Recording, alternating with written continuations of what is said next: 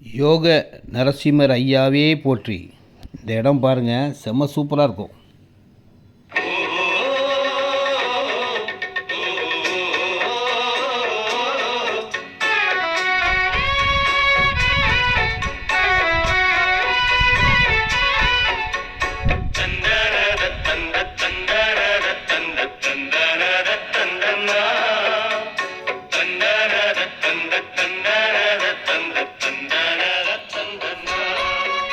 இந்த இடம் ரெடில்ஸ்லேருந்து 3 கிலோமீட்டரில் சிஎம்டி அப்ரூவ்டு இடங்க.